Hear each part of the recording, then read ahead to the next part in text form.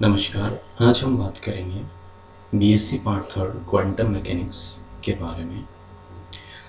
शुरुआत में हम क्वांटम मैकेनिक्स के विकास के बारे में बात करते हैं। तो क्वांटम मैकेनिक्स या क्वांटम यांत्रिकी के विकास का भौतिक आधार क्या है, इसके बारे में हम आज बात करेंगे।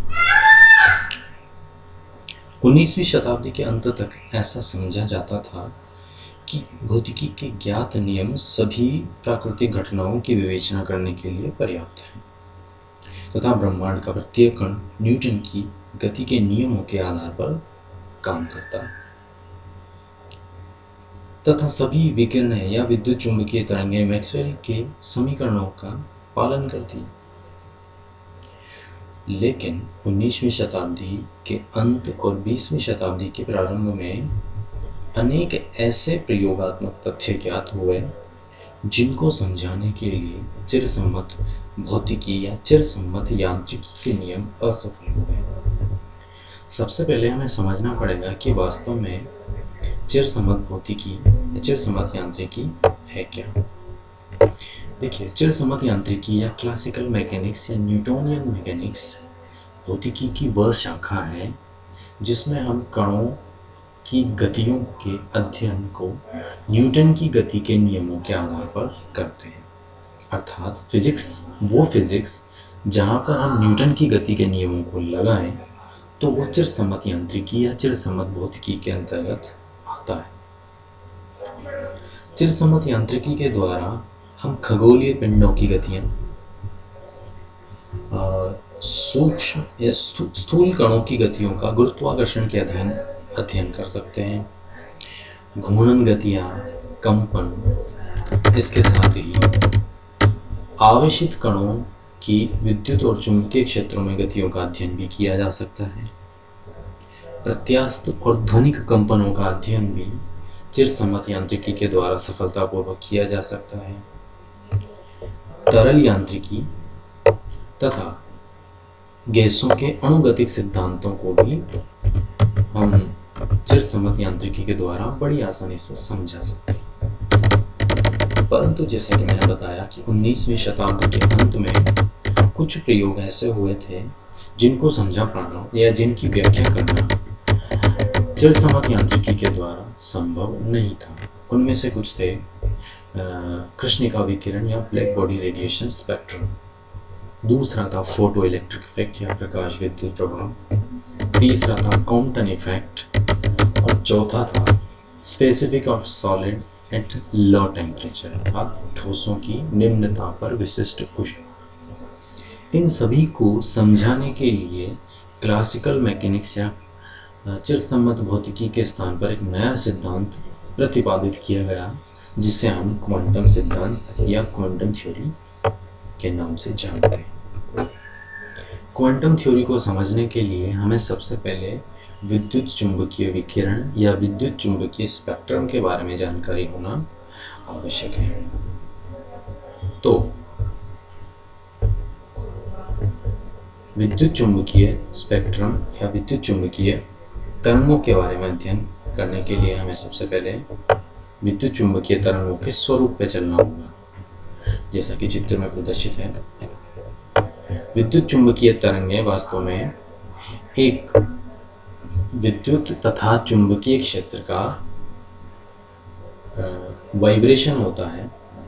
अर्थात जब कोई आवेशित कण आवर्तिक रूप से दोलन करता है तो उस आवेशित कण के द्वारा उत्पन्न परस्पर लंबवत तथा समान कला में कंपन करते हुए विद्युत तथा चुंबकीय क्षेत्र ही विद्युत चुंबकीय तरंगें कहलाती हैं।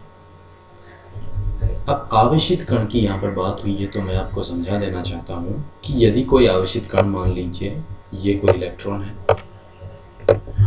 यदि ये इलेक्ट्रॉन अपनी जगह पर स्थिर रखा हुआ है तो अपने आसपास के परिवेश में यह विद्युत क्षेत्र को उत्पन्न करता है जिसे हम स्थिर विद्युत क्षेत्र बोलते हैं। ये एक आवेशित कण जो एक स्थान पर स्थिर रखा हुआ है, ये अपने परिवेश में विद्युत क्षेत्र को उत्पन्न करता है। यदि ये आवेशित कण एक सीधी रेखा में चलने लग जाए, यदि ये आवेशित कण एक सीधी रेखा में गति करें, तो आवेशित कण की गति के कारण विद्युत क्षेत्र तो अपने परिवेश में उत्पन्न करेगा ही करेगा, लेकिन अपनी गति के कारण वो विद्युत क्षेत्र के साथ साथ चुंबकीय क्षेत्र को भी उत्पन्न करेगा। अब यदि यही इलेक्ट्रॉन या यही आवेशित कण यदि त्वरित गति करने लग जाए, तो विद्युत और चुंबकीय क्षेत्रों के साथ साथ वो विद्युत चुंबकीय तरंगे भी उत्पन्न करेगा। और विद्युत चुंबकीय तरंगे वास्तव में क्या है?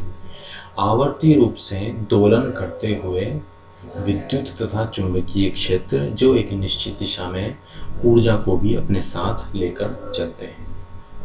अर्थात लंबवत तथा समान कला में कंपन करते हुए विद्युत तथा चुंबकीय क्षेत्र जिनके दोलन उनके गति की दिशा के लंबवत होते हैं। अर्थात गति की दिशा, विद्युत क्षेत्र का कंपन तथा चुंबकीय क्षेत्र का कंपन तीनों परस्पर लंबवत दिशा में हो, तो हम इस प्रकार का दोलन या इस प्रकार की स्थिति को कहते हैं विद्युत चुंबकीय तरंग।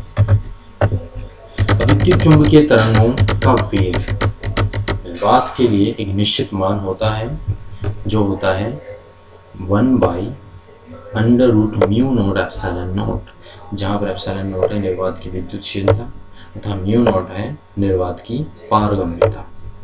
इसका मान होता है 299792458 मीटर पर सेकेंड, जिसे हम लगभग 3 × 10⁸ मीटर प्रति सेकेंड कहते हैं। विद्युत चुंबकीय तरंगें ऊर्जा का ही एक स्वरूप है तथा इसके गुणों के बारे में यदि हम बात करना चाहें तो इसके निम्न गुण हो सकते हैं। जैसे विद्युत चुंबकीय तरंगें परावर्तन करती हैं, अर्थात किसी सरफेस पर यदि वो टकराएं तो सरफेस से टकरा के वो परावर्तित हो सकती है। दूसरी बात, अपवर्तन विद्युत चुंबकीय तरंगें कर सकती है। अपवर्तन का अर्थ है कि यदि किसी संकीर्ण रेखा छिद्र से विद्युत चुंबकीय तरंगों को गुजारा जाए तो वह अपने पथ से मुड़ सकती है। यह होगा विवर्तन। तथा अपवर्तन का अर्थ है विद्युत चुंबकीय तरंगों को यदि एक माध्यम से दूसरे माध्यम में प्रवेश कराया जाए तो वो अपने पथ से विचलित हो जाते हैं। व्यतिकरण का अर्थ है कि यदि समान कला की तरंगें समान दिशा में किसी एक बिंदु पर अध्यारोपित होती है तो उस बिंदु पर उन विद्युत चुंबकीय तरंगों या विद्युत चुंबकीय विकिरणों की ऊर्जाओं का पुनर्वितरण हो सकता है। ध्रुवण का अर्थ है कि हम विद्युत चुंबकीय तरंगों के कंपनों को किसी एक निश्चित समतल में ध्रुवित या सीमित कर सकते हैं। ये सभी गुण विद्युत चुंबकीय तरंगें उत्पन्न करती हैं। सूर्य से प्राप्त होने वाली विद्युत चुंबकीय तरंगों का एक बहुत बड़ा स्पेक्ट्रम हमें पृथ्वी पर प्राप्त होता है, जिसे हम निम्न चित्रों द्वारा समझ सकते हैं। सूर्य से प्राप्त होने वाली सबसे कम तरंग दैर्ध्य की तरंगें हैं अपने पास, वो है गामा रेज।